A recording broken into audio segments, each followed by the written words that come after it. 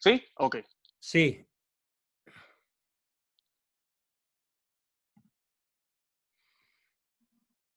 Vamos adelante.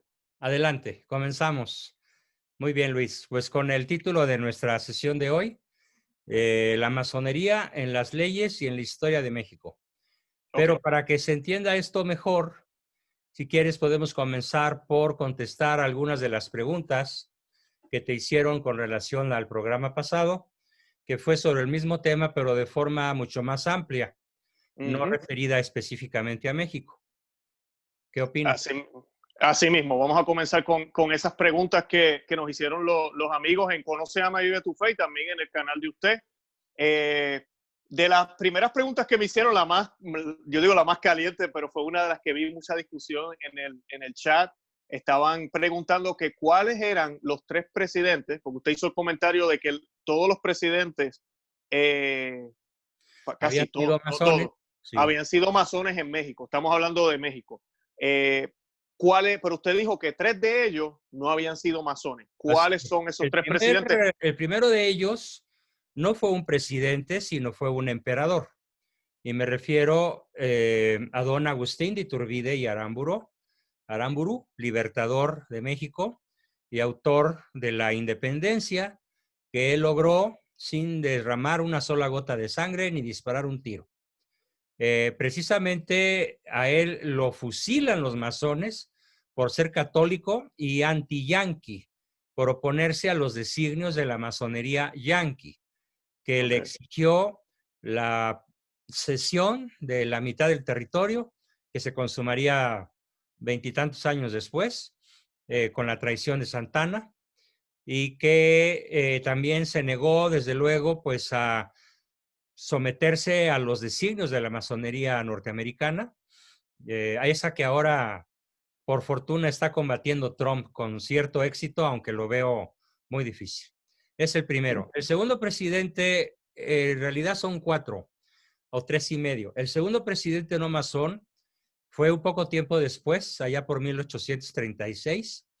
Él fue presidente tres periodos breves, que no sumaron ni siquiera 4 años, en una época tremendamente revuelta de las luchas entre federalistas y centralistas. Y él se llamó José Joaquín Herrera, y él asumió la presidencia siendo un hombre rico de abolengo. Y pues salvó a México de ser invadido. Cuando Francia, Inglaterra y España vieron que no era masón, pues le declararon la guerra y procuraron volverse a apoderar de México para España, Mm. pero no para la España católica tradicional de siempre, sino para las fuerzas masónicas que ya desde hacía más o menos 70 años gobernaban España. Eso me parece interesante. De No hecho, sé si hay podría. una Ajá. biografía de él que escribe un gran historiador mexicano, tío mío, casado con mi tía Cuca, perdón, con mi tía María Teresa, hermana de mi madre. Ese libro que don Alfonso Trueba escribe sobre este presidente heroico lo llama José Joaquín Herrera, presidente sin mancha. Entró rico y salió pobre. ¿Cuándo se ha visto eso en algún país de América Latina? Además, Definitivamente eso ya no se da, eso ya no pasa. nunca se dio. Es un fenómeno único, Wow. único en la historia de México. Y yo diría que de América Latina. Uh-huh. Qué bien, qué Aunque bien. no del mundo, porque, bueno, hay un Lech Walesa, hay un Václav Havel, hay un Mahatma Gandhi, hay una Santa Isabel de Hungría, un San Enrique de Inglaterra, ¿sí? En fin, hay muchos gobernantes que han despreciado el poder, la gloria, la fama, las riquezas y los honores y han gobernado con increíble santidad. Pero en México, pues aunque José Joaquín no ha sido, digamos, nominado para ser canonizado, pero como si lo fuera. Él de su propio peculio pagaba a los empleados de la presidencia porque no había ni para comer. Ajá. Mm. Y contribuyó generosísimamente a pagar la deuda externa de México de esa ocasión y evitó el desembarco de las potencias europeas que querían recuperar a México para la masonería europea, ¿no?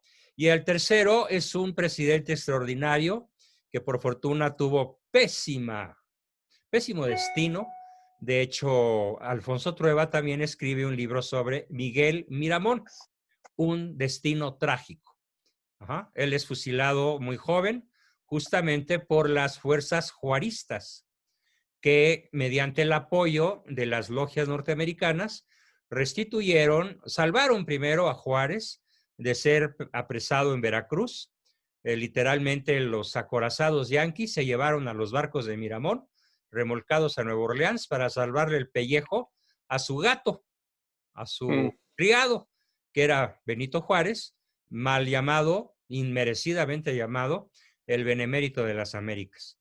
Y después Miramón sigue la guerra en tierra para procurar evitar la instalación de la masonería como nunca en nuestra patria, y pierde la guerra porque los masones gringos arman a Juárez hasta los dientes de dinero, soldados, armas, etcétera. Y pues Miramón, que era honesto, católico y que tuvo a todo el mundo encima, pues se perdió la guerra y fue fusilado junto con otro gran general, Tomás Mejía, y otro gobernante mexicano, bueno, que no era mexicano, pero que gobernaba México, y que fue el emperador Maximiliano de Habsburgo, que se arrepintió de haber sido masón y de no haber dado su apoyo a los conservadores, como debió habérselos dado desde el principio. Son tres temas que nos ocuparían muchas horas de explicación. El cuarto, que se arrepiente de ser masón en los últimos años de su vida y que sí trabaja por México con un gran patriotismo y dándole la espalda a las logias yanquis, es justamente don Porfirio Díaz. Y eso fue lo que le costó la caída, porque la Revolución Mexicana no se hizo en México ni por mexicanos. Se hizo en Estados Unidos con recursos de la masonería norteamericana y para apoderarse de México, cosa que sucedió con absoluto grado de rotundidad. ¿Sí? Podemos decir que somos una colonia yanqui desde 1910, prácticamente. Eso te iba a preguntar, este es al principio del siglo pasado, ¿verdad? Sí. Este último. 110 años, ¿sí? Okay. Bueno, él gobernó 30 y tantos años, desde 1870 y tantos hasta 1910. Pero él construyó el México actual. Todo lo que hay de bueno en México es de la época de don Porfirio.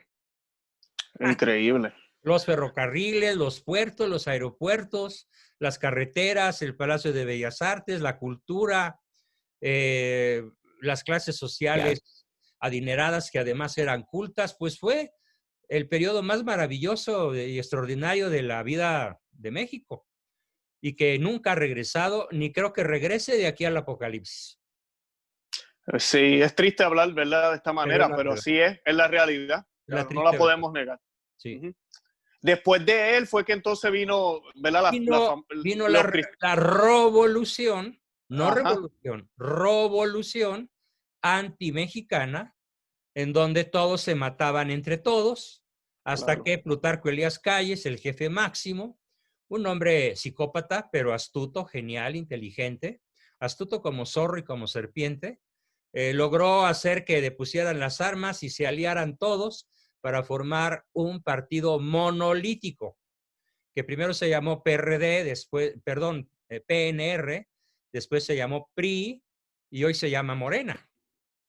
Y donde los partidos de, entre comillas, oposición han estado a sus órdenes, a los órdenes del Priato, que sigue gobernando ahora con otras siglas, pero que si alguna vez fue PRIANRD, ahora es PRIMOR, o sea, el PRI Morena, donde hombre por hombre están todos los viejos dinosaurios a los que el malo Manuel Andrés López Obrador, Pejelopostli, llamó la mafia del poder y juró combatir a muerte y encarcelarlos, y que hoy gobiernan con él y se corrompen con él y exprimen al pueblo con él. Cosas vedes, mío Cid, cosas veredes, mío Cid. Sí. Increíble. Y justamente porque se alían los viejos priistas, muchos panistas, muchos perredistas y muchos saltimbanquis políticos, ¿por qué se agrupan en torno al omnímodo tiránico poder de Malo? Precisamente porque los une la masonería, anti-mexicana. Claro. Mexicana geográficamente, histórica y axiológicamente anti-mexicana. Y por ende anticatólica Y también. por ende anticatólica, porque el Ujú, ADN de México es católico guadalupano. ujú, amén. Sí, amén. Así, eso me lleva a la otra pregunta que Sí. también me hicieron, pero vamos bien, porque la pregunta es ¿por qué usted dice que México es comunista ahora, actualmente, No, en no, estos no. tiempos que vivimos Todavía ahora? no es comunista, Pero va en camino. pero se están dando pasos agigantados, pasos tremendamente acelerados para convertir a México en un país comunista. ¿Por qué crees que el Pejelopostli dijo que la pandemia nos viene como anillo al dedo? Pues porque así tiene todo el campo fértil para decir y hacer lo que está diciendo y haciendo. Lo primero que dijo fue que quiebren las empresas que tengan que quebrar. No hay condonación de impuestos, no hay pactos fiscales, no hay ayuda para las micro, medianas, pequeñas y grandes empresas. Rásquese como puedan, sálvese el que pueda. Y hoy las cifras que da el INEGI es que tenemos 12 millones más de desempleados, 18 millones más de pobres, que si esto sigue así van a llegar a ser más de 90 millones de pobres, porque lo que busca el comunismo es la extinción de la clase media. Porque como dijo una de sus dirigentes, Jade Kolpolevsky, dijo, nosotros jamás sacaremos a los pobres de su pobreza. También lo dijo Malo, porque cuando los hiciéramos de clase media, se van a olvidar de votar por nosotros. Así que a los pobres hay que multiplicarlos para poder gobernarlos.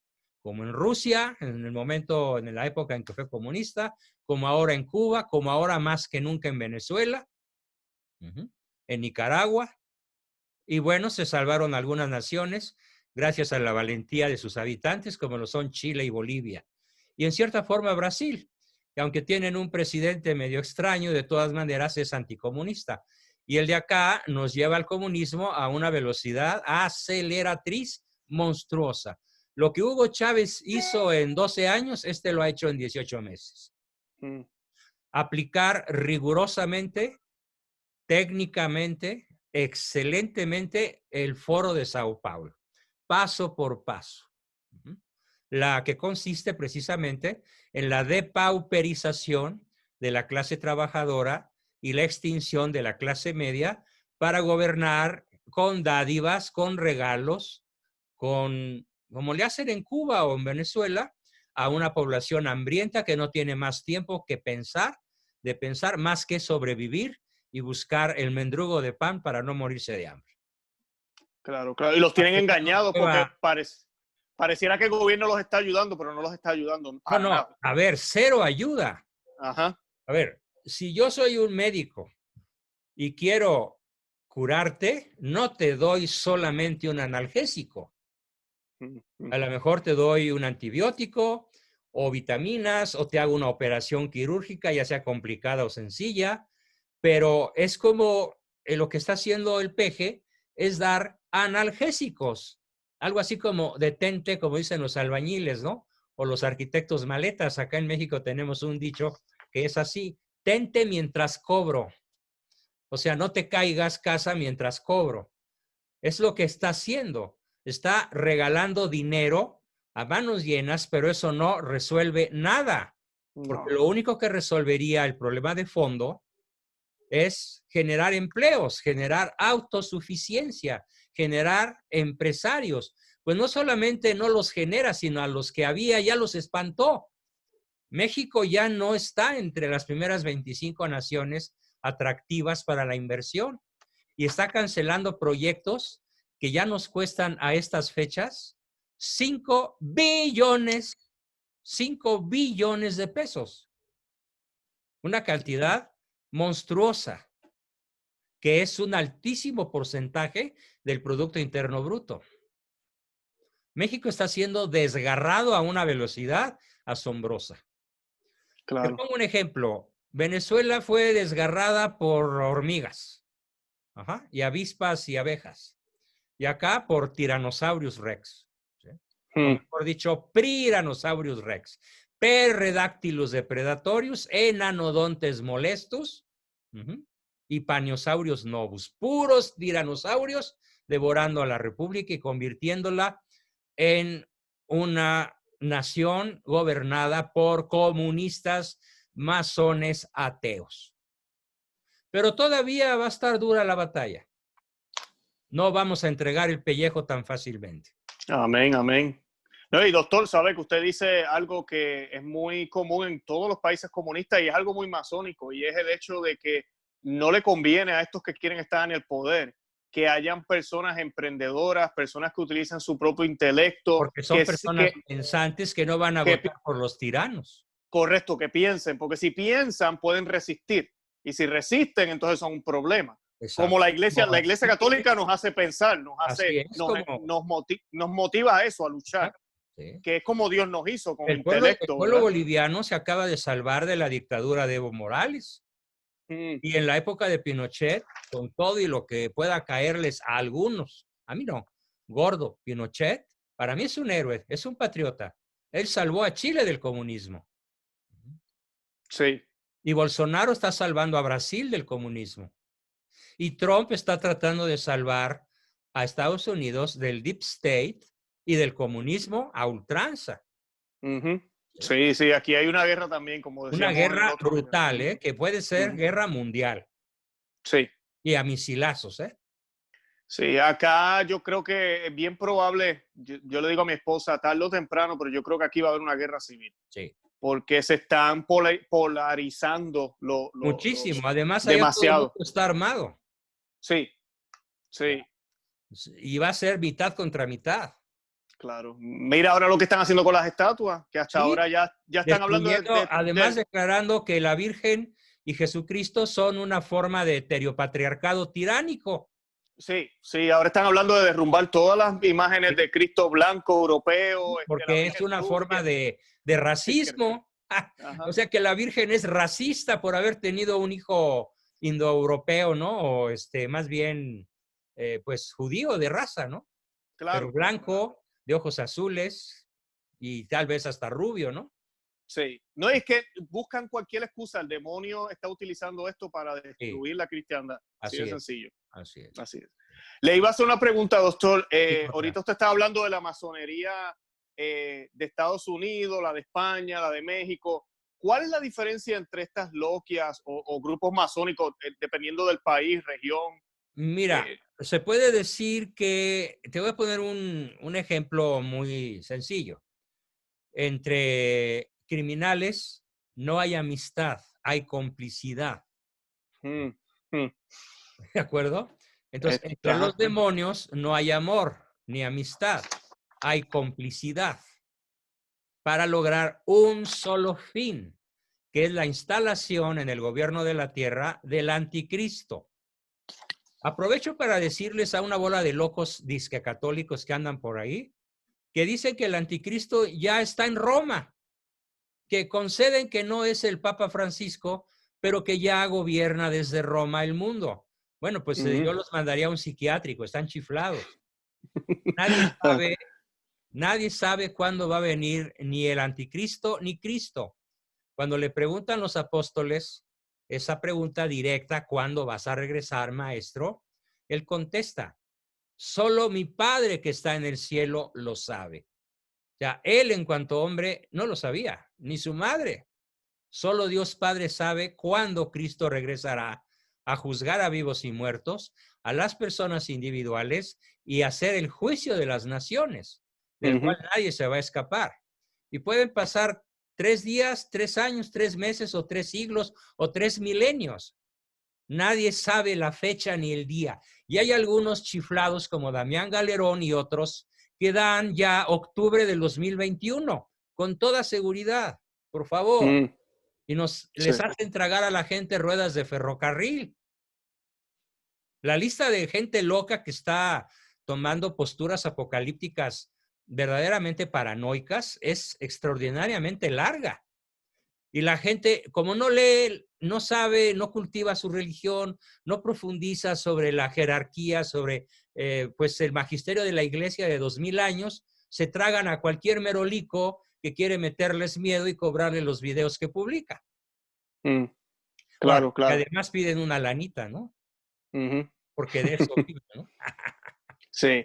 No, oye, me alegra que haya mencionado eso, doctor, porque nosotros, yo soy bien cauteloso con eso también. A mí no Hay me que ser muy gusta, cautelosos, por ya tenemos, eso nos vamos a llevar bien todo el tiempo, mi querido Luis. amén, amén. No, sí, mira, habrán problemas en la iglesia, habrán Sí, ideas que se han infiltrado. Eso siempre ha la sido infiltración eh, está desde Judas, a ver. desde Judas, claro. Y La nosotros iglesia no somos, siempre ha sido infiltrada. claro, lo que sí tenemos que saber es que mismo Cristo lo dijo, San Pablo lo predijo, que iba a haber una apostasía, que iba a haber un tiempo donde la fe iba a ser probada. Y ya, nosotros lo que tenemos que hacer es estudiar, como nosotros, el canal de nosotros se llama Conocer, Amar y Vivir Nuestra Fe. Eso es lo que tenemos que hacer para que ninguna de las trampas que Satanás utilice, incluyendo tal vez a los hijos de la Iglesia Sí, Católica, claro, algunos de ellos, no a todos, ¿no? para caernos en la trampa, que no caigamos en ella, que estemos alerta, pero no podemos Entonces, tampoco la ponernos a... diferencia, contestando tu pregunta, entre una logia y otra, ellos Sí, adelante. manejan una terminología muy especial y hay una palabra que usan que se llama obediencia. Mm, Cada logia puede pertenecer, o varias logias pueden pertenecer a una misma obediencia, pero hay otras en la misma región, incluso en el mismo país, que tienen otras obediencias y llegan a ser brutalmente rivales entre sí. Por ejemplo, gran parte de la historia de México se explica, y de Estados Unidos también, por ejemplo, la Guerra de Secesión, se explica por la rivalidad entre las logias yorquinas y las escocesas, entre la masonería yorquina y la masonería escocesa. Y se ok. dieron en la torre el general Grant y el general Lee, y bueno, ganaron los del norte, y qué bueno, porque ellos salvaron a México de ser todavía peor una colonia yanqui, porque los del norte no quisieron que Juárez les entregara todo México. El brindis de Juárez masónico fue la anexión de México a los Estados Unidos completito, en el famoso brindis del desierto que muy pocos conocen. Por supuesto, el Pejeloposi no tiene la menor idea de lo que estoy diciendo, pero su ídolo favorito, Benito Juárez, en el brindis del desierto, junto con todos los prohombres de la época, votaron por la anexión de México entero a la logia masónica gobernante del país del norte en aquel momento. Mm, Y los del norte, contra los confederados del sur, dijeron, nanay, no, porque entonces el sur se va a fortalecer con los recursos de México y nos van a ganar la guerra. Y por esa razón, no somos hoy un estado más de la Unión Americana. claro. Entonces, esto explica, hay obediencias del gran maestre de Francia, del príncipe del arco real aquí en México, que es Manuel Andrés López Obrador, el malo Pejelopostli. Hay muchas denominaciones u obediencias, pero todas tienen un propósito común, que es la destrucción de la Iglesia Católica.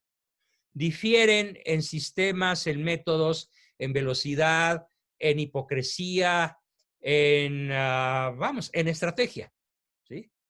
Pero todas tienen un fin común, aunque entre sí se maten, como Mm, cuando Salinas mandó matar a Colosio, ¿no?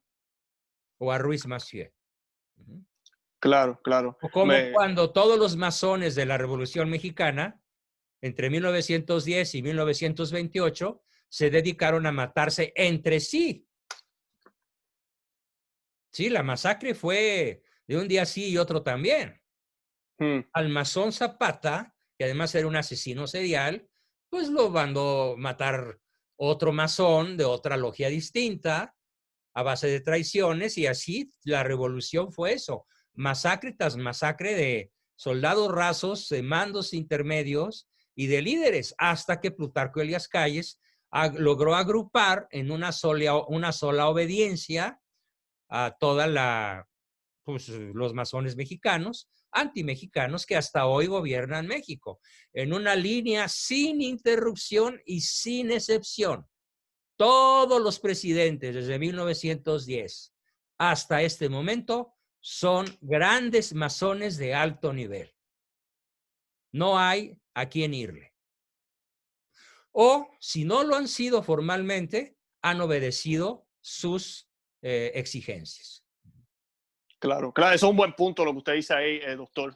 Muchos gobernantes y presidentes y hombres poderosos en la historia, tal vez no fueron masones con Pero anillo y obedecieron, todo, pero obedecían, exacto. obedecieron. Fox Hacían el obedeció. trabajo. A Fox lo puso la masonería, me consta, porque yo Ujú. estuve en el equipo que procuró defender el voto a favor de Fox y me fui dando cuenta de quién lo guiaba, lo aconsejaba y lo financiaba. Grupos masónicos de altísimo poder. Y a Calderón le dieron la orden de combatir a todos los cárteles del narcotráfico, pero dejar vivo al Chapo y operando para que el flujo de droga a los Estados Unidos, a los consumidores, que son el 60% se comen allá de drogas el 60% de lo que la tierra produce, aunque nada más sean el 6% de la población, y la orden también de que el flujo de efectivo a la banca norteamericana, que es de $2 billones anuales, no se interrumpa. Y Ujú. Calderón obedeció. Y García Luna obedeció. Qué bueno que ahora Trump lo tenga ya juzgándolo. Maravilloso. Pero Sí. también lo pueden suicidar, como a Epstein, ¿no? Mm, claro, y eso le iba a hacer preguntar porque ahorita los poquitos que hay en el mundo que no están obedeciendo este orden mundial, Pues que, como el que, ejemplo Víctor Urbán de Hungría, sí, o el polaco, un poco Italia. España está totalmente en poder de la masonería, brutalmente. definitivo. Ujú. Francia igual. Los países nórdicos, pero sin excepción. Nada más que allá las logias lograron un pacto, mantener a sus países ricos, Mm, pero son claro. masones y están desparramando la ideología de género en todos los países nórdicos, incluyendo Alemania, para que los niños se perviertan con la ideología de género y decidan si son varoncitos o mujercitas a los 5 años, ¿no? Ujú. Ujú. ¿Y qué me dice de Polonia, doctor? Pues Polonia hasta el momento se ha salvado. De hecho, Ajá. pues Polonia no cerró los templos, ¿sí? Y Polonia Ujú. no es, vamos, es un país muy poco azotado por el coronavirus, igual que Hungría, si lo comparamos con el resto de Europa, ¿no? Sí, Sí. sí. Esta mañana tenían una reunión el presidente Trump y el presidente de Polonia, no sé si Mira, lo no, sabía. hoy no he visto noticias, deben de Sí, no he leído bien qué son hablaron ni aliados qué dijeron. naturales, ¿eh? Sí. Sí, sí, sí, sí, sí. Ambos están desobedeciendo, ¿verdad? Más o menos. Están desobedeciendo al Deep State. Sí. El Correcto. test de ADN masónico hasta las cachas. Cada célula, cada, digamos, molécula, cada átomo del Deep State obedece a los más altos mandos masónicos a escala global. O sea, Mm, obedecen al supremo gran Sanedrín sionista, que son los Rothschild, Rockefeller, Kunan Love, Goldman Sachs, Morgan, eh, sí, eh, esas son la familia, ¿cómo usted le dice? las 11 o 12 familias más El, poderosas de la Tierra que tienen el correcto. 95% del Producto Interno Bruto de la Tierra. Sí. Soros, Oye, desde luego, ¿no? y hablando Pero de la Soros se ha masonería, ensañado particularmente con USA y con América Latina. mm, sí. Doctor, le iba a preguntar de las logias, o logias, perdóneme, masónicas, ¿qué me dice? Porque a veces la gente se confunde. Por ejemplo, yo aquí cerca de mi casa no hay una como a unas 20 millas tal vez, y lo que yo siempre veo son veteranos y gente mayor, lo que hace son bingos y cosas así. ¿Cuál es la diferencia? Porque a veces uno ve a esta gente y no parece secreto, eso está ahí, uno puede entrar si uno quiere. Hay muchos Ah, niveles. Hay desde el sí. nivel 1 hasta el 33. Yeah. ¿Nos podría explicar un chin de eso un poquito? Yo sé que Sí, eso, mira, ¿verdad? podemos decir que las zonas bajas, Ujú. entre el nivel 1 y el 10, son como aprendices. ¿Eh? Entre el 11 y el 21 o 22 son ya maestros. Y Mm, del 21, 22 hasta el 33 son los grandes maestros. Y dentro de este grupo están los de grado 33 que tienen títulos extremadamente pomposos y rimbombantes, como el príncipe del arco real y otros muchos, muy mm. chistosos o hasta ridículos, pero que son los que tienen el verdadero mando de las naciones. Ahora Y la entiendo. gente solo ve lo que ellos dejan ver. Es parte del juego. Es parte del juego. ¿Sí? O sea, un católico no puede ser masón, obviamente. No, explícitamente, la iglesia, desde que la masonería enseñó las garras, allá por mediados del siglo XVIII, invariablemente la lista de encíclicas contra la masonería y la condenación por excomunión es larga. Sí. La condenación más fulminante la hizo Benedicto XVI, hace pocos años. Sí, hace poquito, cierto. Y entonces, porque le pregunto, porque yo he sabido de católicos que han participado en eventos, ¿verdad?, masónicos. Bueno, pues es como agua y aceite, son absolutamente no mezclables. No mezclables. No mezclables. No mezclables, claro. Porque hay personas que piensan... contradictorios. Pero hay muchos católicos incautos o muchos católicos acomodaticios o muchos católicos ignorantes o que dicen ser católicos sin serlo, que van trepando en la masonería porque les da las 5 cosas que todo ser humano de corazón no verdaderamente católico ambiciona. La masonería proporciona a manos llenas poder. Lo estamos viendo en México. El poder se agrupó sin importar las siglas partidistas. ¿Sí? Y ahora forman un bloque monolítico desde 1928, aunque algunas veces se hayan matado entre ellos. Les da poder omnímodo. Les da impunidad. A ver, la lista de gente corrupta atrapada con las manos en la masa, ayer, hoy, antier, en estas últimas semanas en México, es una lista impresionante de cientos de personas y algunas de ellas extremadamente famosas y del primer círculo presidencial, como Zoe Robledo, como una tal Irma Heréndira Sandoval, como John Ackerman, como Bartlett y su familia, corrupciones de cientos de millones de pesos y aún de dólares, y gozan de cabal impunidad.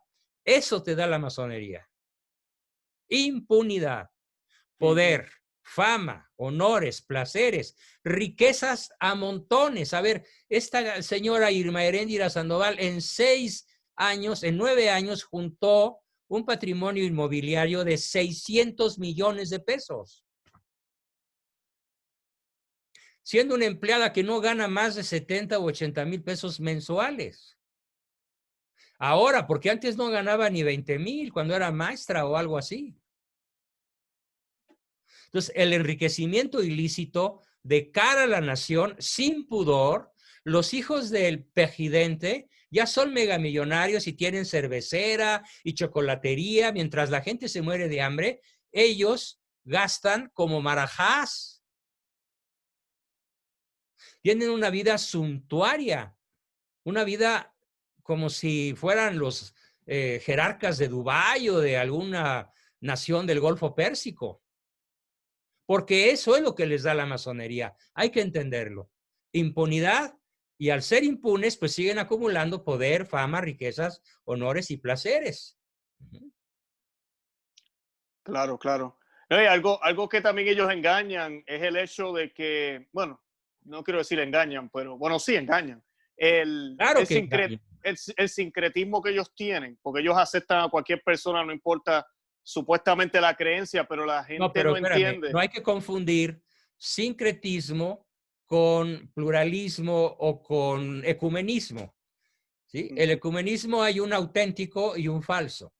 El ecumenismo auténtico es un diálogo de la Iglesia Católica con todas las religiones que empezó Juan 23, pero sin ceder un ápice de la verdad católica. Amén. Buscando unidad, sinergia y sobre todo la paz. Y la defensa de la vida y de la familia. Y sí, en ese ecumenismo verdadero, muchas sectas, llamadas mal iglesias protestantes, se han unido a la Iglesia Católica en su defensa por la vida y la familia. Claro, eso es un buen ecumenismo. Luego hay otro ecumenismo falso que consiste en incrustar dentro de la Iglesia pues, cuestiones paganas, cuestiones relativistas, permisos indebidos, como que los divorciados vueltos a casar puedan comulgar aunque estén en pecado mortal o en adulterio como se hace Correcto. mucho en Alemania, Ujú. por obispos y cardenales alemanes, que definitivamente pues son practicantes de un falso ecumenismo. Luego tienes el pluralismo, que es de más bajo nivel, que busca ver qué te une a tu adversario en vez de andarlo persiguiendo. Ello está bien una apertura plural siempre y cuando no se abandonen los principios fundamentales que son la base de la existencia humana. El bien honesto, la verdad, la belleza y la unidad en torno a la verdad de Cristo. Claro. Luego tenemos el sincretismo, que es algo totalmente distinto a lo que te acabo de decir. El sincretismo es un invento masónico que consiste en hacer en una misma habitación el culto a figuras de suyo irreconciliables. Entonces, en un mismo altar de millones de hogares mexicanos, yo generalmente no les llamo mexicanos, sino les llamo aztecas o totonacas o náhuatls, porque conservan elementos del paganismo precortesiano e incluyen elementos haitianos, del vudú africano. Entonces, en un mismo altar adoran a San Malverde, el santo de los narcos, adoran a la Santa Muerte, adoran a la Virgen de Guadalupe, adoran, lo cual es incorrecto. Y también tienen un crucifijo. O sea, dicen rendirle culto a Dios, pero le hacen mandaditos a Lucifer, ¿no? Exacto. ¿Sí? Ese es el sincretismo, la revoltura de creencias que son entre sí absolutamente irreconciliables, inasimilables entre sí. ¿Bien? Yeah, Esto y es la esa, estatua que hicieron en Guadalajara, gobernantes masones, que es una Virgen de Guadalupe en forma de Santa Muerte. wow. Es una caricatura de la Virgen de muchos metros de alto, en Ajá, qué bronce, horrible. ¿sí? Que se llama así sincretismo. Y tú puedes decir, ¿es una Santa Muerte? No, mira, es una Virgen de Guadalupe. Y están fusionadas en una sola estatua, que es una afrenta y una vergüenza. Afrenta porque es contra nuestra fe y nuestra dignidad y nuestros valores, pero también es una vergüenza porque el pueblo tapatío no tiene madre, no tiene vergüenza al dejar que esa estatua siga ahí. Sí. Ese es Lo, lo, ese es el el origen sincretismo, claro. masónico. Y su poder, el poder de la masonería en México, ha logrado que la Santa Muerte sea el ídolo, el dios demoníaco de una buena cantidad de mexicanos que son narcotraficantes. Conservadoramente te estoy hablando de 2 millones de niños, adolescentes, jóvenes, no tan jóvenes, adultos y aún ancianos, que en México son los que hacen el narcotráfico en todos los niveles. Uno de ellos, uno de los principales líderes del narcotráfico es Luis Videgaray, que fue secretario de Hacienda en el sexenio pasado y que por conocimiento de un buen amigo mío común con él, llegó a su escritorio, llegó a su despacho y en la mesa donde el señor Luis Videgaray despachaba, observó la estatua de una Santa Muerte con valor de $7 millones de oro puro y diamantes de 1 o 2 quilates cada uno, pero muchos. Bueno, pues la inmensa mayoría de nuestros gobernantes, aparte de masones, son sincréticos porque se hacen limpias. Y por ejemplo, una de las cosas que hizo este señor malo el 1 de diciembre fue haber consagrado a México al demonio. Tengo un Increíble. libro que estoy terminando de escribir que se llama MALO, el perfil de un sociopsicópata narcisista, que es el estudio psicológico que yo en mi calidad de doctor en psicología hice sobre este siniestro y perverso personaje, que no está loco, no, es un personaje masón perverso, que está haciendo todo lo posible por llevar a México a convertirla en Cuba o Venezuela, o en algo peor, por sus pactos y juramentos masónicos del Foro de Sao Paulo. Sí. Doctor, y esa consagración a Satanás, ¿eso fue público? En público, dando la Sí. espalda a la catedral y con indígenas chamanes, brujos, que prometen, que hacen juramentos en su lengua nativa, invocando a los espíritus malignos de antaño, que fueron expulsados de este país por la Virgen en 1531. Y hablan en esta ceremonia de que ahora esos antiguos abuelos, que son espíritus malignos, están destinados a vengar a los caídos a manos de los españoles. Lo que está sucediendo en Estados Unidos. Correcto, sí. Nada más que allá lo hacen los negros, ¿no? Sí. El Black Lives Matter, ¿no? Yeah, Black Lives Matter, yeah. Sí, no, esto hay que orar muchísimo porque esto está feo. Esto está feo. De a peso la muerte. Sí. Ya Y con esto del sincretismo y tratan como de mezclar lo que usted estaba diciendo, una mezcolanza. Ellos mezclan todo, porque no solo lo hacen en lo religioso, sino que lo hacen en todo. Sí. En la economía, con la ideología de género, con la manera en que nos venden las cosas hoy en día, con el lenguaje que se está utilizando, inclusivo, con el aborto, por ejemplo, con todo. Lo dicen de una manera... Con una estrategia astutísima, diabólica, que es que a cualquier crítica al masón, al ateo, al comunista, al socialista, al hombre de izquierda, lo clasifican como crimen de odio. Así es. Mientras que los intolerantes son ellos, a nosotros los católicos nos acusan de cometer crímenes de odio y nos bloquean Internet, Facebook, YouTube, WhatsApp, todo. Nos cortan lo más posible si decimos ciertas palabras o ciertas expresiones. Claro, claro. Somos homofóbicos, racistas, no queremos a las mujeres. ¿Qué no nos dicen? Sí. Sí. Así es, así es. No, es una, bueno, Benedicto XVI lo decía, la dictadura del relativismo, porque está relacionado. Del relativismo. Sí. Sí. Van de la mano. Así es, totalmente. Bueno, pues estas fueron las preguntas de arranque. Me imagino que puedo exponerte los, digamos, 5 momentos culminantes en la historia de México de la actuación de la masonería.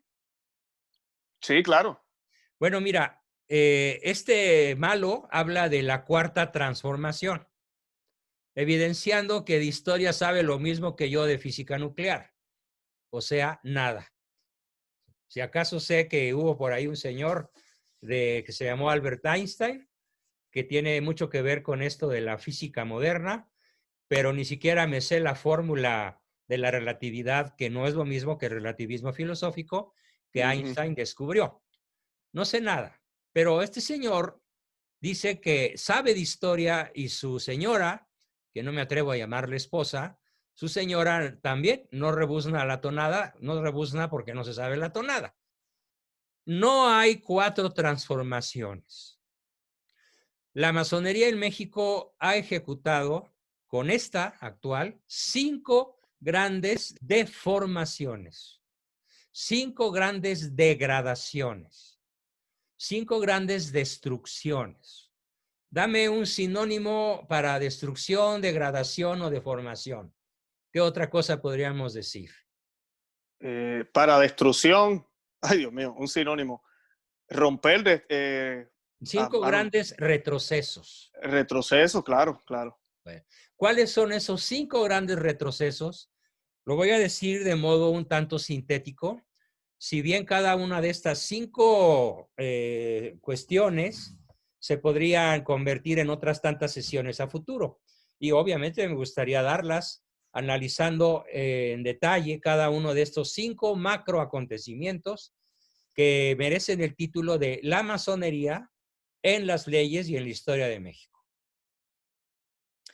La primer gran intervención de la masonería en la historia de México, si bien los masones llegaron en los barcos de Cortés, claro, bastante escondidos y muy maniatados de poder hacer cosas, pero pues se fueron multiplicando, fueron creciendo, fueron fertilizando el campo, preparando el terreno para que en 1767 el rey Carlos III, rey masón, en la obediencia a las logias españolas, que ya habían logrado destruir prácticamente la España gloriosa, la España católica, pues ya lo habían convertido en un feudo masónico.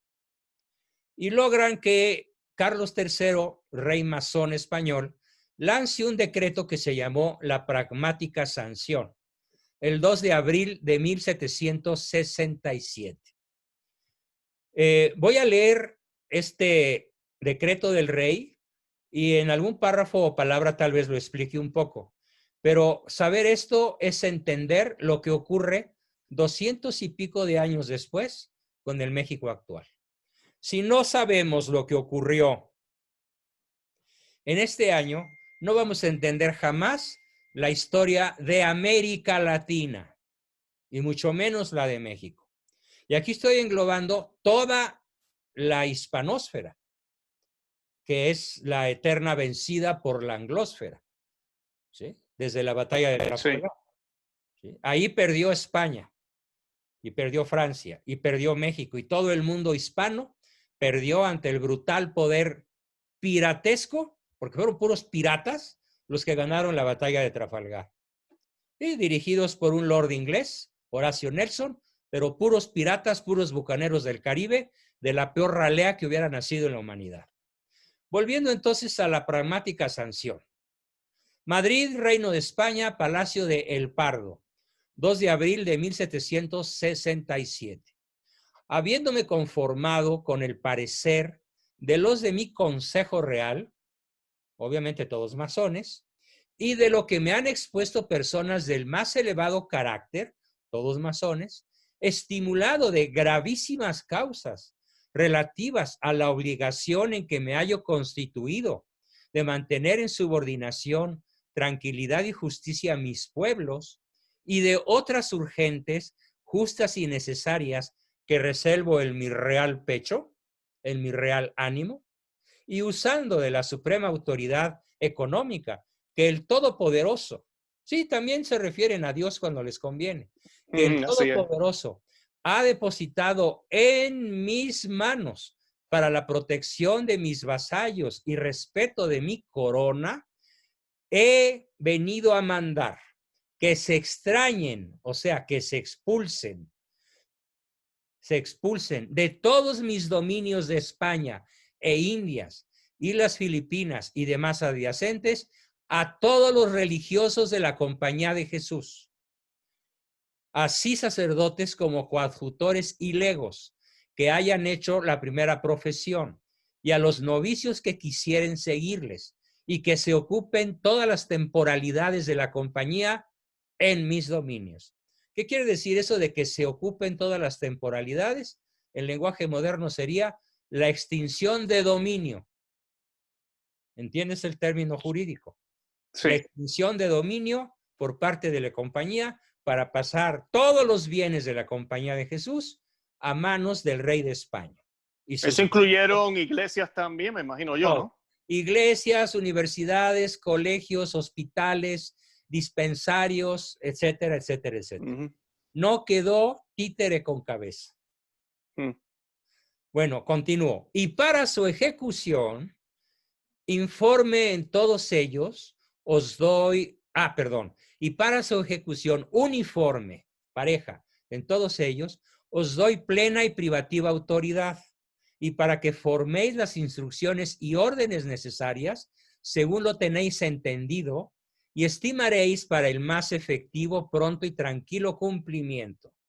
Y quiero que no solo las justicias y tribunales superiores, o sea, los jueces de la época, y tribunales superiores de estos reinos, ejecuten puntualmente vuestros mandatos, sino que lo mismo se entienda con los que dirigiereis a los virreyes, al virrey de México, al virrey del Perú, presidentes, audiencias, gobernadores, corregidores, alcaldes mayores y otras cualesquieras autoridades y justicias de aquellos reinos y provincias, y que en virtud de sus respectivos requerimientos, cualesquiera tropas, milicias o paisanaje, den el auxilio necesario sin retardo ni tergiversación alguna, so pena de caer el que fuere omiso en mi real y soberana indignación. Vaya lenguaje. Increíble. Sí, pomposo, majestuoso, de lo que se llamó despotismo ilustrado. Porque hay que reconocer que escribe hasta poéticamente, ¿no? Claro. Continúa. Y encargo a los padres provinciales, prepósitos, rectores y demás superiores de la Compañía de Jesús, se conformen de su parte a lo que se les prevenga puntualmente y que se les tratará en la ejecución con la mayor decencia, atención, humanidad y asistencia, de modo que en mis soberanas intenciones no haya muertos, ni heridos, ni enfermos. La pragmática sanción fue dada por el rey Carlos III en el Palacio del Pardo con fecha del 2 de abril de 1767 con este título que voy a repetir: pragmática sanción de su majestad en fuerza de ley para el extrañamiento o expulsión de estos reinos a los regulares de la Compañía de Jesús. Ocupación, o sea, confiscación, extinción de dominio de sus pertenencias materiales, muebles e inmuebles, y prohibición de su restablecimiento. Ojo, prohibición de su restablecimiento en tiempo alguno, con las demás prevenciones que expreso.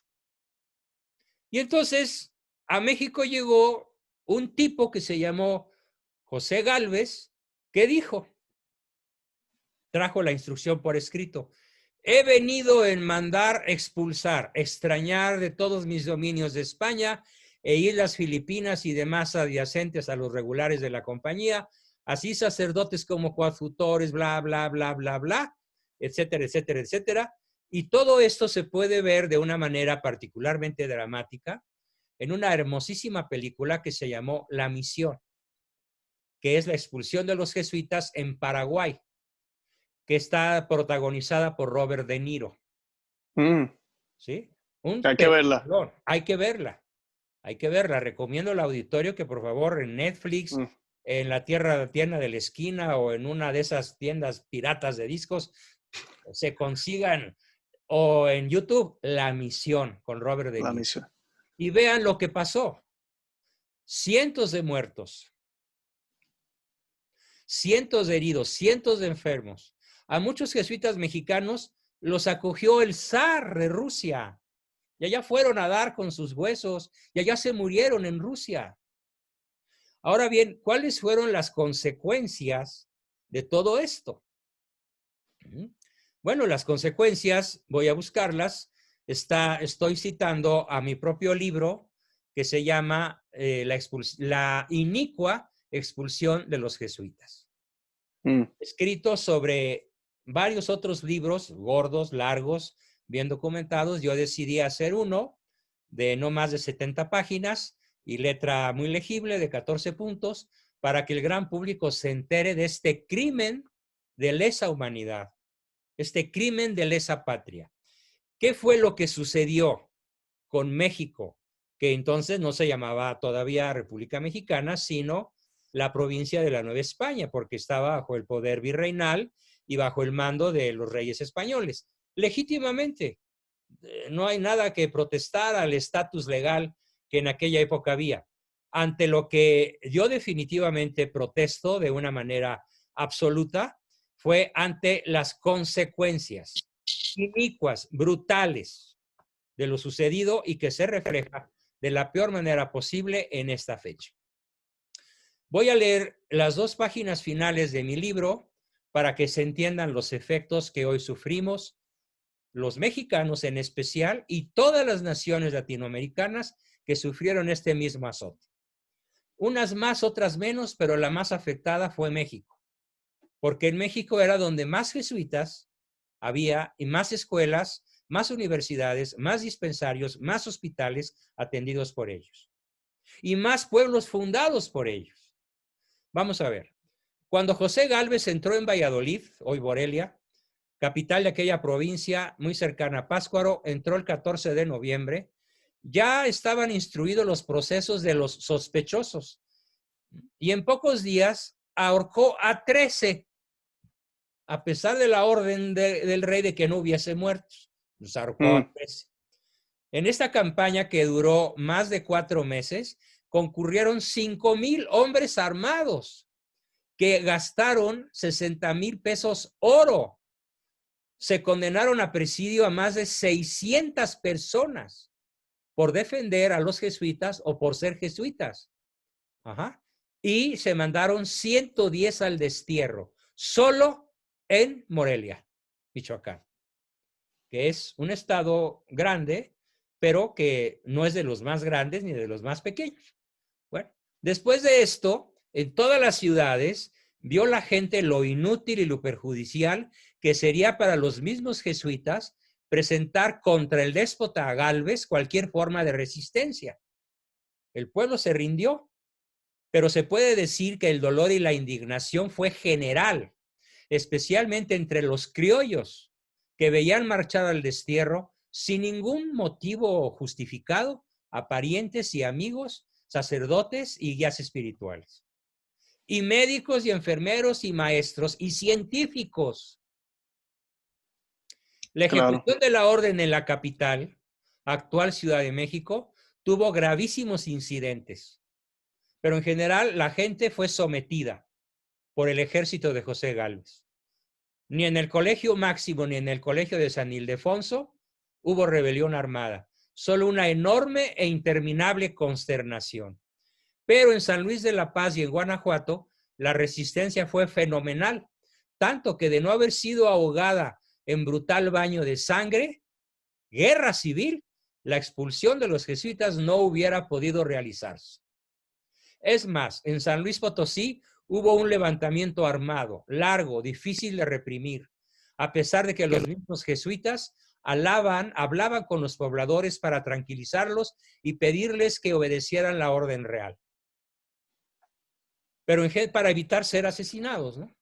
Era mejor, aquí corrió que aquí murió, o aquí obedeció que aquí fue asesinado. Pero en general la represión fue feroz, sobre todo por parte del visitador José Gálvez, hombre duro, sagaz, resuelto e incorruptible masón a su manera con sus juramentos. ¿Cuál fue el juramento principal que José Gálvez obedeció? La extinción, hasta donde él pudiera, de la Iglesia Católica. Claro. En aquella época, al ejército jesuita se le llamaba el ejército del Papa. Era un ejército en todo el sentido de la palabra, pero no con armas convencionales, sino con armas del espíritu. La ciencia, la sabiduría, la filosofía, la universidad, el arte de las letras, de la poesía, de la danza, de la escultura, de la arquitectura. Eso hacían los jesuitas en México. ¿Y por qué fue destruida la orden en todos los dominios de España? Precisamente porque un pueblo bien educado jamás iba a ser sometido o complicitario de la masonería. Claro, claro. No, y el tipo de educación que les estaba dando los jesuitas, imagínate.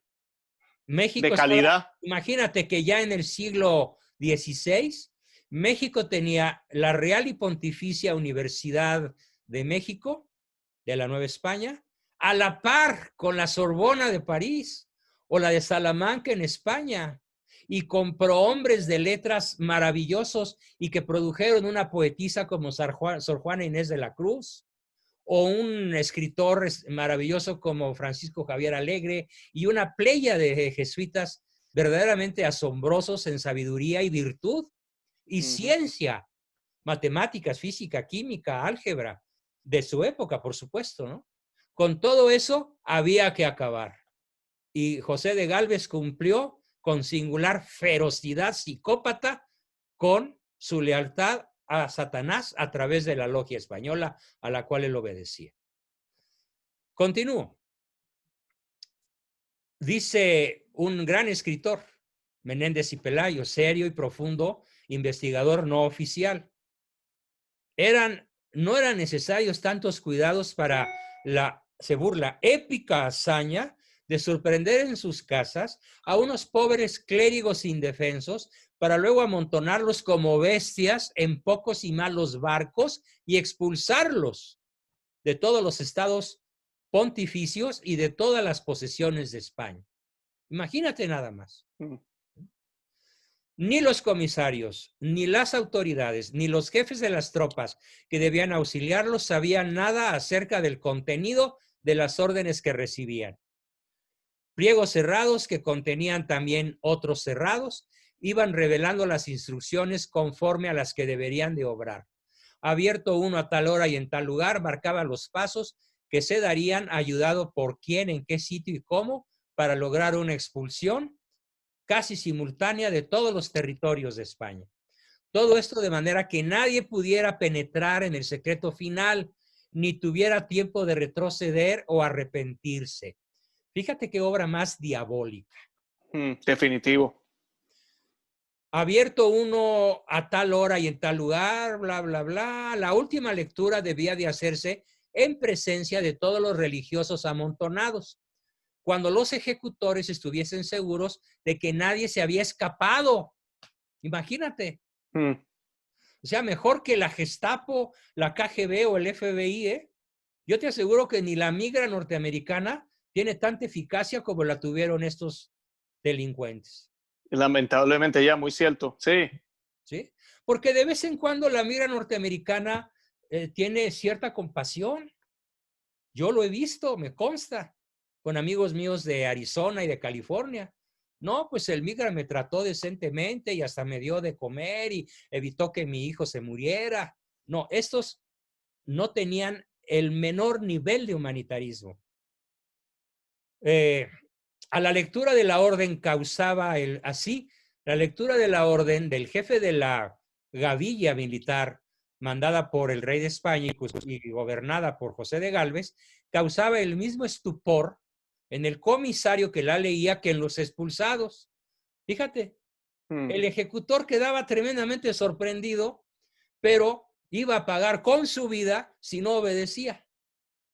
O sea, más perfección en la diabólica ejecución es imposible. Y lo mismo les hicieron a los misioneros de la Alta California y de las lejanas Sinaloa y Sonora.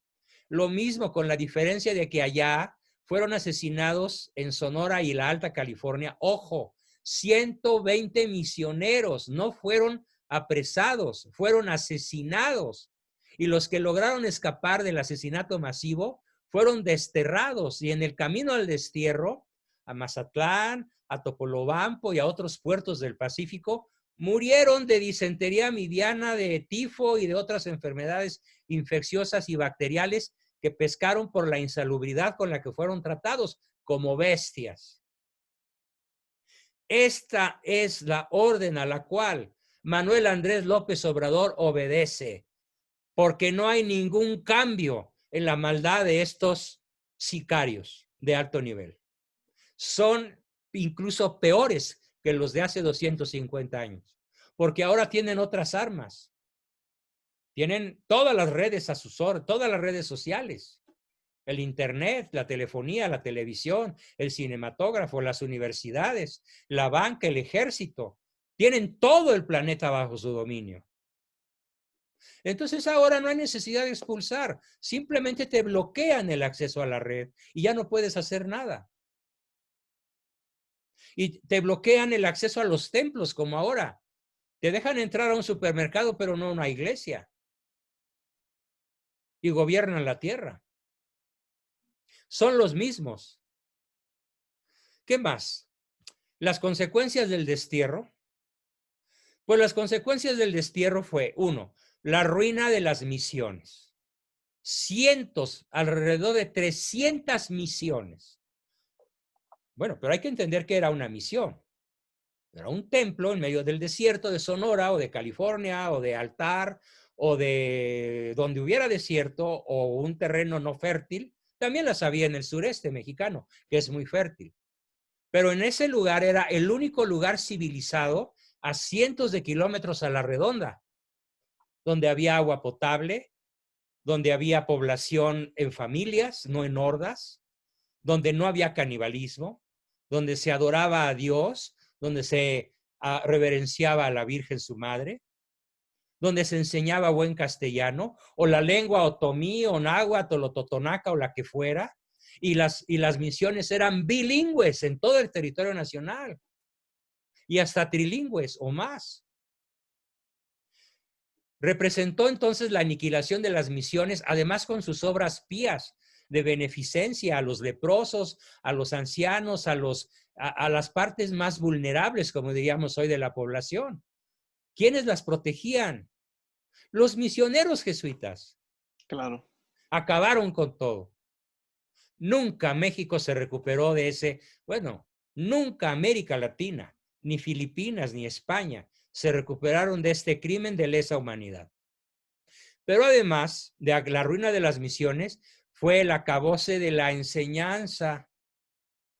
Mira, hace poco estuve en una conferencia en la Universidad de Austin, Texas, dada por un norteamericano que hablaba un buen español y habló sobre este tema.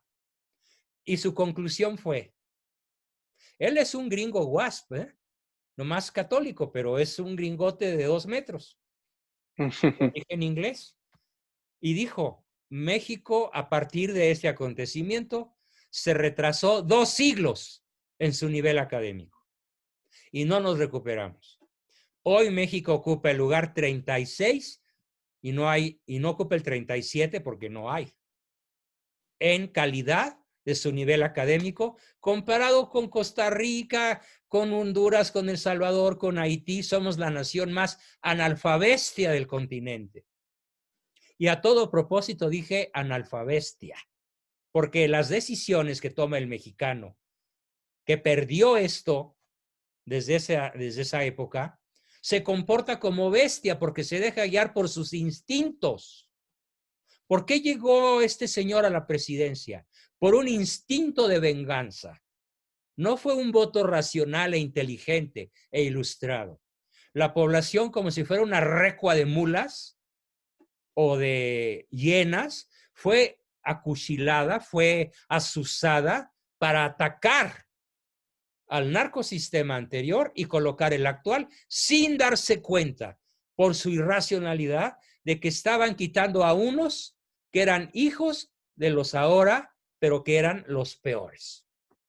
Entonces, todos los jóvenes y adultos maduros que fueron desplazados por el nuevo gobierno actual son los que prepararon la venida de los viejos actuales, que son puros vejestorios, pero que son lo peor de todo el narcosistema mexicano de los últimos 40 años.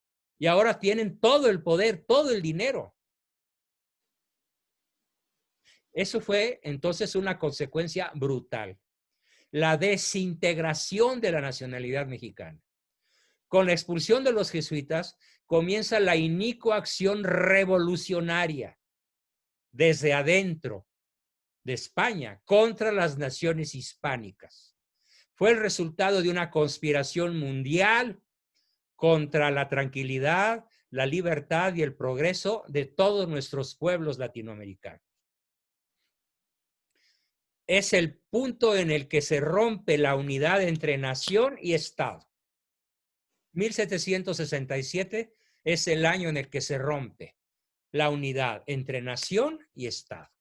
El Estado se volvió contra la nación y descastó a la nación, porque ahí empezó a gobernar la masonería. Todos los virreyes posteriores a esto fueron masones. Todos. Hasta el virrey O'Donoghue, que le firmó a don Agustín Iturbide el acta de independencia, de la que después se arrepintió de haberla firmado, también era masón. En este punto se sembraron los primeros gérmenes de la discordia y la revuelta en los dominios de España representó un atentado brutal contra la civilización, contra la cultura y contra la patria. Retrasó 200 años el progreso de México, retrotrajo vastas regiones al estado de barbarie. De ahí arranca el pretorianismo azteca mexicano, ese que hoy gobierna. Yo a la Guardia Nacional no le llamo Guardia Nacional, le llamo Guardia Pretoriana, como la de Hugo Chávez o la de Maduro en Venezuela. Era la vieja guardia que tenían los césares para perseguir a los cristianos durante 300 años, hasta que hubo un emperador que se convirtió, Constantino, a instancias de su esposa, y comienza la historia de la cristiandad, que termina con la Revolución Francesa. y se instala el gobierno cínico, abierto de la masonería. Bueno, pues para México comenzó en ese año. Fue y sigue siendo hasta nuestros días un inmenso mal. Yo espero que a mis escuchas y lectores, porque quiero que me compren este libro, ya sea en formato PDF o en ejemplar físico. No sé cómo le podamos hacer para que sepan a dónde pedirlo. No sé si al terminar... Me envía los enlaces. Sí, me envía los enlaces y yo los coloco debajo del video. Correcto. Sí. A todos los que lean esto les quiero decir que quiero que les quede claro el tamaño de la bestia. Es una bestia apocalíptica. La masonería está preparando el camino con este tipo de acontecimientos y otros que también narraré en su momento, la venida del anticristo. Correcto. La revancha del demonio vencido. ¿Cuál es la revancha? Querer ser adorado como Dios. Y lo será por un breve periodo de 3 años y medio si tomamos literalmente la profecía de San Juan en el Apocalipsis. Pero ya sabemos que los evangelios no son libros de historia, ni matemáticas, ni astronomía. Entonces, esos 3 años y medio no necesariamente tienen que ser el lapso que lo entendemos en el lenguaje actual. ¿Cuánto tiempo vaya a reinar el anticristo? La verdad, nadie puede decir, yo lo sé. Cualquiera que presuma de saberlo es un charlatán. Sí. Está mintiendo. Quiero entonces que mi público televidente y mi público lector entienda el tamaño de la bestia apocalíptica con sus inconcebibles capacidades, casi ilimitadas para hacer el mal. Bueno, los invito entonces a todos cordialmente a proseguir una guerra espiritual cuyo objetivo es para que Él reine, Cristo. Amén. Amén. Este Amén. sería el tema de hoy. Amén. Doctor, gracias por compartir esa historia porque me ponía yo a pensar casi todos los países, bueno, yo creo que todos, los que tenemos raíces españolas, a veces mi esposa y yo estamos hablando y siempre decimos, les pasó eso y decimos, ¿por qué será que nuestros países siempre están como atrasados? Siempre. Porque esa fue la intención de estos masones. Claro, y tenían que ser los países católicos. Así es. Así es, ¿no? Así es. De verdad que excelente, profesor. Profesor también. Gracias. ¿Sí? Bueno, fui profesor desde los 15 años a mis propios compañeros de la secundaria y la prepa con todos estos temas. Gracias a Dios tuve esa maravillosa oportunidad desde mi adolescencia. ¿Sí? Y bien, más ahora que nunca, ya en mi tercera edad, casi cuarta, ¿no? Porque ya crucé la barrera de los 77. Pero me siento de 40, ¿eh? Y espero dar muchos años mientras Dios me preste vida. Oye, me gustaría anunciar.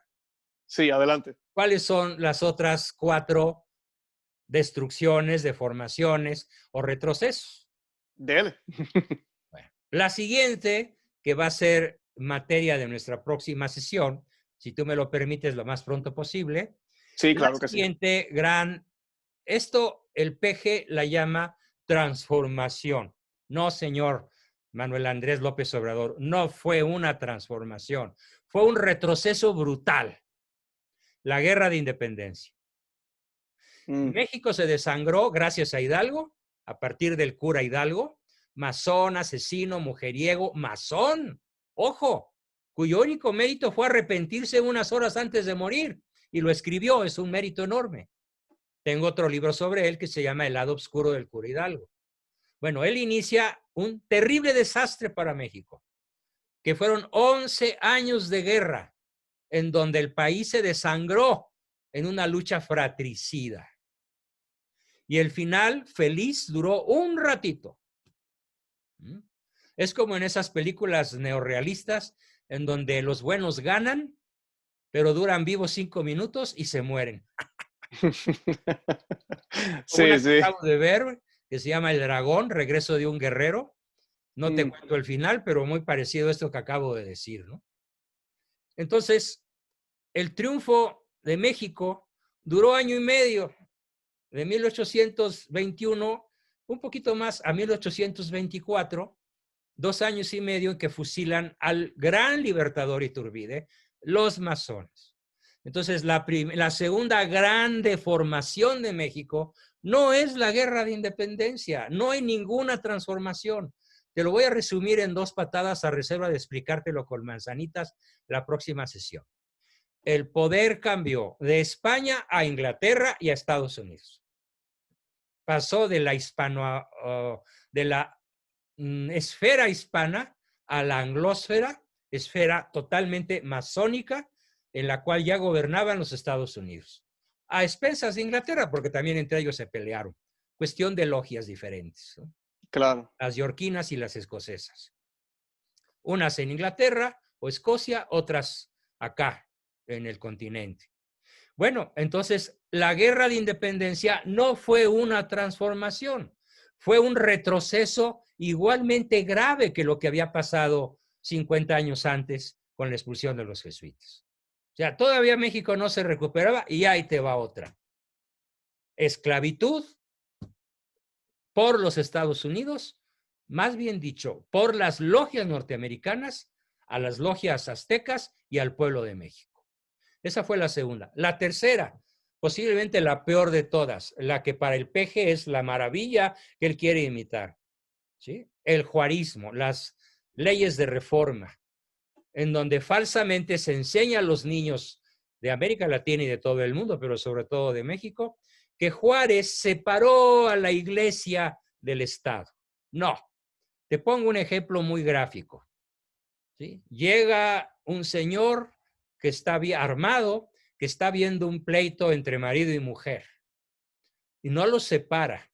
Somete a la mujer y la vuelve esclava del marido. Y la encadena, y la tortura. Y cuando ella logra escapar, la persigue y la vuelve a encarcelar. Ese es Juárez. Asesino de 1,500 indígenas en el pueblo de Bacum. ¿Por qué? Porque quería sus tierras para la gente de su gabinete. Se las quitó, les pagó a los soldados asesinos y dejó el campo y ese pueblito con 1,500 indios yaquis y mayos asesinados. Y se quedó con las tierras más ricas y hermosas de toda la República Mexicana. La región que está entre los ríos Yaqui y Mayo, que hoy es el emporio más grande de cocaína sembrada y marihuana y todo lo que tú quieras, es lo que le llaman el Triángulo Dorado. Desde entonces, el gobierno juarista masónico se apoderó de la región y no la ha soltado. Entonces, la peor tragedia para México fue el gobierno de Juárez, que duró 17 años porque se reeligió 6 veces, siempre haciendo trampa o matando a su adversario, o porque muy oportunamente el adversario se murió o no quiso entrarle.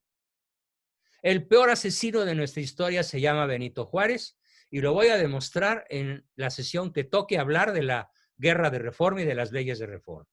Así que ninguna transformación, queridos mexicanos. La siguiente, ya ha llovido sobre mojado, que el Pejelopostre llama transformación gloriosa.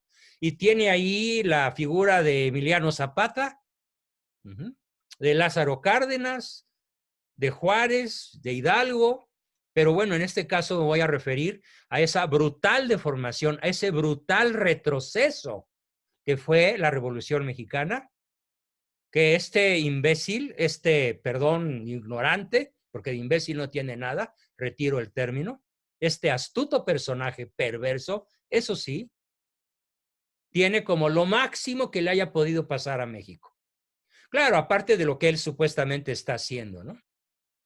Entonces, esta cuarta transformación, que es la Revolución Mexicana, dejó 1 millón de muertos y quitó de México todos los avances que Porfirio Díaz se había logrado en 35 años de buen gobierno, que sí fue tiránico, que sí mató indios, que sí fue injusto, que sí cometió muchas fechorías, ni quien lo dude. Pero en los últimos 10 o 15 años es el autor del México moderno, como lo dije al principio. Y se arrepintió de sus crímenes, ¿sí? A instancias de su esposa. Entonces, ahí tienes, expulsión de los jesuitas, independencia de una nación para someterse a otra, reforma, leyes de reforma, para someter a la iglesia a la tiranía de la masonería. Revolución Mexicana para acabar con el progreso del pueblo de México y crear el Pacto de los Generales, que son 7 pactos de los cuales tenemos que hablar despacito cuando toquemos ese tema. Perpetuarse en el poder, repartirse el territorio, dejar al pueblo en la ignorancia, descristianizar a la nación, darle en la torre al campo, impedir su progreso, desvincular a la familia y entregar el mando del ejército mexicano al gobierno de Washington. Todo esto está escrito en otro libro mío que se llama El Pacto de los Generales, al cual tuvo acceso mi abuelo de manera encubierta cuando él era el jefe número 1 de la Guerra Cristera, el jefe civil. Toda una epopeya. Entonces ahí están tus 4 deformaciones, retrocesos y destrucciones, que este tipo se empeña en llamarle transformaciones porque no sabe ni papa de historia o porque sabiéndola tiene un pacto masónico que cumplir. Claro. Así que todo lo que está haciendo malo el día de hoy sería la 5ª destrucción, la 5ª deformación, el 5º retroceso, pero ahora sí, el más grave de todos. El más grave de todos, porque México progresó relativamente, llegó a ser la economía número 15 del planeta, a pesar del PRI y a pesar del PAN y a pesar del PRD. Todavía en la época de Peña Nieto, México creció al 2%. Y antes de la pandemia el crecimiento ya era 0. ¿Pero tú crees que fueron errores? No. La cancelación del aeropuerto, los caprichos de las mega obras del Tren Maya, el aeropuerto y la refinería, es simplemente para desviar dinero y dejar que la pandemia cunda, porque acá no hay medicinas para nadie. En Estados Unidos, allá la gente recibe dinero del gobierno. Muchos ciudadanos han recibido, millones de ciudadanos han recibido apoyos de Donald Trump. Sí, claro, sí, sí. Acá ni un peso, ni un centavo. Pero eso sí, a los ninis que no trabajan y no producen, a eso sí. Para tener, como dicen ellos, es que los niños con cáncer no representan votos. Que se mueran. Con todas sus letras. Que quiebren las empresas que tengan que quebrar. Si quiebran, como lo dicen todas las cámaras industriales y de comercio, esas 600,000 empresas que ya suspendieron pagos, estamos hablando de que 18 millones más de personas se van a sumar a los 12 millones que ya perdieron el trabajo. Imagínate lo que eso representa en inseguridad, en vandalismo, en luchar por tener un vaso con agua o un mendrugo de pan que llevarse a la boca. Ya no digas un vaso de leche o un trozo de carne. Pero todo eso es el propósito de lo que Pegelo Postri llama la 4ª transformación, que en realidad es la 5ª involución, el 5º desastre, la 5ª deformación. Si consideramos las 5, esta la 5ª que llevamos en nuestra historia. Sí, que me indigno, claro que me indigno. Que me da cólera, sí, la santa cólera. La misma cólera que anima a Jesucristo cuando les dice a los fariseos de su época: raza de víboras, sepulcros blanqueados, vuestro padre es Lucifer. Pues yo les digo lo mismo a estos: raza de víboras, sepulcros blanqueados. Nosotros no somos iguales. Ya se acabó la corrupción. Cuando más corrupción hay que en la época de Santana, que ya es mucho decir, o en la época de Juárez, o a lo largo de los 90 y tantos años de dominio del PRIAN. Ahora es cuando hay más corrupción y con más cinismo, porque antes como que se ocultaban más y tardaban más tiempo en ser denunciados. ¿Bien? Sí. Y termino nada más diciendo que el actual presidente de la República es un delincuente convicto y confeso. Porque si nos atenemos a la letra de la ley de la Constitución mexicana, dice, no recuerdo en qué artículo, pero eso es lo de menos, que cualquier nivel de gobierno que suelte o ponga en libertad a un delincuente convicto y confeso sobre el cual exista una orden de aprehensión, es por ese hecho otro delincuente. Pues eso acaba de confesar Malo. Yo di la orden de soltar a Ovidio Guzmán, el Chapito, el hijo del narcotraficante más grande que haya habido en la historia del continente. El Chapo Guzmán lo era. Ahora preso en una cárcel de Nueva York por órdenes de Trump. No hubo más remedio a este cuate que obedecer. Bueno, el anterior, Peña Nieto. Y ojalá lo juzguen y ojalá caigan todos los cómplices. Y ojalá Trump logre hacer que hable. O los jueces, por instrucciones de su presidente. Van a caer muchos políticos de alto nivel si se hace justicia. Claro, claro. Y obviamente, este señor, presidente actual, uno de sus máximos apoyos es el narcotráfico. Hay videos que lo filmaron recibiendo dinero del narco. Hay videos, hoy salieron a la luz, las noticias dadas por un señor de apellido Loré de Mola, no el Loré de Mola Carlos hijo, sino su papá. Se me escapa ahorita su nombre de pila, Rafael Loré de Mola, que va a sacar videos que demuestran que los hijos del actual presidente recibieron fajos y fajos de billetes del cártel de Sinaloa. Y además estamos viendo en esta quinta deformación cómo él dice, no, que los narcos hablen con sus mamás y sus abuelitas para que ellos los convenzan de ser hombres de bien y dejen de tirar balazos, porque el gobierno no les va a tirar balazos, les vamos a mandar puros abrazos. Y más que nunca en México, el número de asesinatos diarios ya pasa de los 100. En el sexenio de Calderón, los muertos fueron 15,000. En el sexenio de Peña Nieto, el doble. Y en lo que va de ese sexenio, ya rebasamos los 50,000 y apenas va año y medio, más o menos. Increíble. O sea, la proporción de esta quinta deformación es apocalíptica, si la comparamos con las anteriores. Entonces vale la pena anunciar desde ahora que nuestro próximo tema, si me lo permites, mi querido Luis, pues será lo antes posible, tú me dices cuándo, con el tema de la lucha de independencia en detalle.